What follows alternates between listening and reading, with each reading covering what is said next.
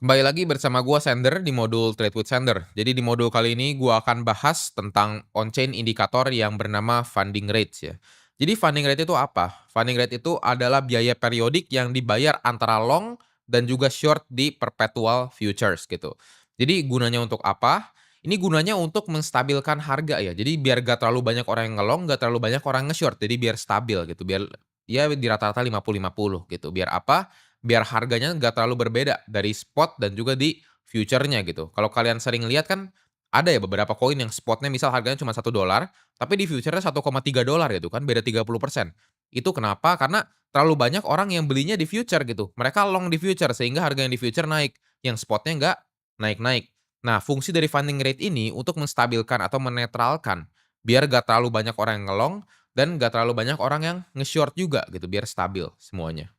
Ya, jadi kalau misalnya kalian lihat sebelah sini, ini ada yang namanya funding rate ya, di sebelah sini. Funding ada countdown-nya juga. Jadi bisa dibilang ya funding rate ini adalah sebuah fee lah yang harus kita bayar dan ada jatuh temponya gitu. Jadi setiap 8 jam sekali atau 4 jam sekali tergantung, sebesar apa ya funding fee-nya gitu. Kalau misalnya funding fee-nya kecil, itu bisa lebih cepat. Kalau misalnya funding fee-nya besar, itu bisa lebih lama untuk dibayarnya dan gue bakal bahas di modul kali ini lebih lengkap ya. Untuk positive funding, ini contohnya ya, di sebelah sini kan 0,0639% gitu. Jadi kalau kayak gini artinya apa? Orang yang sedang ngelong itu harus membayar ke orang yang nge-short. Jadi orang nge-short nih bakal dapat duit nih dari orang yang ngelong, gitu. Sebesar berapa ya? 0,06% gitu. Atau kalau negatif funding, misal funding-nya tuh minus 0,99% gitu, atau gue buletin -1% lah ya biar gampang hitungnya. Jadi orang yang sedang nge-short itu harus ngebayar yang long sebesar 0,99% gitu. Dan yang long ini kan otomatis jadi mendapat duit dari orang yang sedang nge-short gitu. Jadi gimana sih cara menstabilkan harganya ya seperti itu. Jadi kalau udah terlalu banyak orang yang ngelong, ya itu otomatis funding rate-nya bakal jadi tinggi. Yang tinggi itu yang sebelah sini, misal yang nggak minus ya. Yang nggak minus tuh itu adalah funding rate tinggi. Jadi long harus membayar yang short jauh lebih mahal. Sehingga akhirnya orang yang ngelong ini bakal berpindah haluan menjadi short untuk mereka mendapatkan bayarannya tersebut, gitu. Jadi kan stabil akhirnya. Begitu juga sebaliknya di saat ya negatif funding. Jadi tujuan funding rate ini diulang lagi ya digunakan di perpetual future agar bisa menjaga harga di future dan di spot tuh lebih dekat biar gapnya nggak terlalu jauh yang tadi gua bilang. Dari $1 sampai $1,3 gitu misal, beda 30%. Di future 1,3, di spot $1. Itu kan nggak make sense gitu. Itu untuk menjaga biar harganya cuman ya mungkin maksimal beda 1 sampai 2% gitu, itu masih wajar gitu. Karena emang pasti beda lah, buyer yang di future, buyer yang di spot tuh beda-beda size-nya juga gitu. Dan pembayaran funding rate itu dilakukan sesama trader ya. Jadi exchange itu nggak ambil sedikit pun fee dari funding rate ini, gitu. Benar-benar misal dari yang short bayar ke yang long ataupun yang long bayar ke yang short gitu. Jadi nggak diambil sama sekali sama exchange. Oke, jadi sebelah sini ada yang namanya sistem funding rate ya. Jadi ada funding rate tinggi dan juga funding rate rendah. Funding rate tinggi itu di saat ya funding rate-nya itu di atas 0,1% dan kalau funding rate rendah itu berada di bawah 0,1% gitu. Kalau misalnya kita coba contoh dulu ya, funding rate tinggi di sebelah sini kalau kita lihat ya ini apakah tinggi atau rendah ya? 0,04%. Itu nggak tinggi, nggak rendah. Jadi apa? Netral. Ya, kenapa? Karena dia di bawah 0,1% tapi di atas minus 0,1%.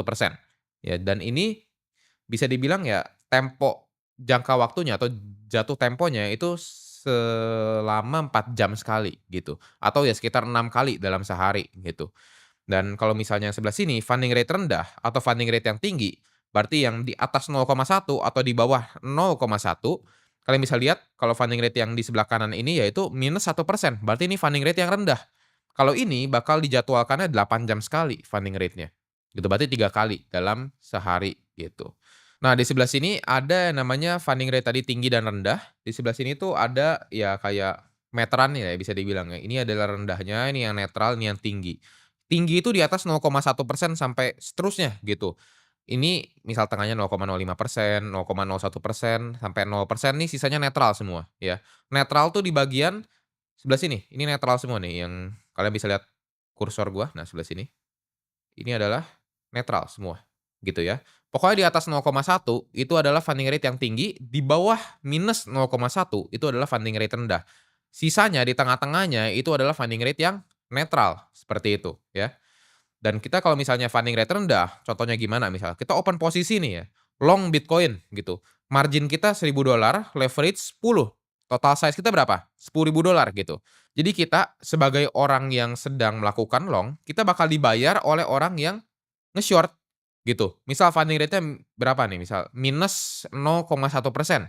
Berarti kita setiap 8 jam sekali kita bakal dapat 0,1% dari $10.000 yang kita total size ini dari orang yang nge-short gitu. Jadi berapa? Ya kalian bisa hitung sendiri, ya $10 gitu kan. Ya lumayan lah 8 jam sekali dapat $10 gitu ya. Untuk kita yang long, itu belum dari capital gain ya, itu benar-benar cuman dari dikasih fee-nya aja gitu. Jadi yang short bayar kita ke yang long gitu. Atau sebaliknya, misal kalau funding rate-nya lagi negatif ya, funding rate lagi negatif misal minus 1%, contoh gitu, minus 1%. Kita short Bitcoin nih, kita lagi short Bitcoin di saat funding rate negatif. Margin kita 1.000, leverage kita kali 10. Berarti total size berapa? $10.000 ya kan. Kita bisa lihat ya ini kita short, kita yang warna kuning nih orangnya. Sebelah sini kita lagi nge-short, kita harus ngebayar ke orang yang nge-long sebesar 1% tiap 8 jam. Berarti berapa? 1% dari 10.000 ya $100. Jadi kita bakal bayar secara cuma-cuma ke orang yang sedang nge-long sebesar $100 gitu. Nah, skenario selanjutnya, misal funding rate-nya lagi positif ya sekarang. Kita open posisi short Bitcoin ya, marginnya 1.000, leverage-nya kali 10, total size-nya berarti jadi $10.000. Kita sedang short sekarang, gitu. Di saat funding rate-nya lagi positif, kita nge-short, berarti orang yang nge-long bakal kasih kita uang. Sebesar apa? Sebesar ya funding rate-nya lagi berapa. Misal kalau 0,5%, kita dapat 0,5% dari $10.000, berarti berapa? $50 gitu ya. Jadi simple sebenarnya cara mikirnya. Oke, selanjutnya ini skenario yang funding rate lagi tinggi juga, berarti di atas 0,1. Misal kita open posisi Bitcoin long, margin 1.000, leverage kali 10, total size $10.000 jadinya kan. Kita kalau misalnya lagi ngelong, kita tuh harus ngebayar ke orang yang lagi nge-short. Gitu sebesar berapa ya? Sebesar ya funding rate tersebut ya, minimal kan $0,1 kalau misalnya funding rate lagi tinggi. 0,1%, sorry. 0,1%. Jadi kita harus bayar 0,1% dari $10.000 kita ini. Berarti berapa ya? $10 gitu, ya.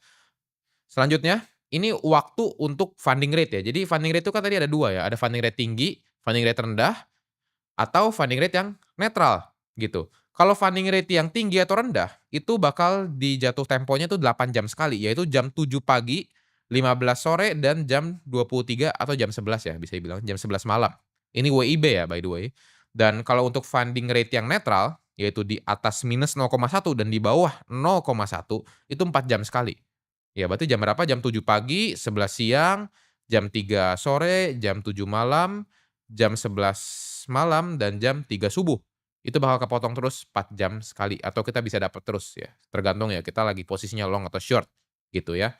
Oke, mungkin segitu aja pembahasan dari funding rate kali ini.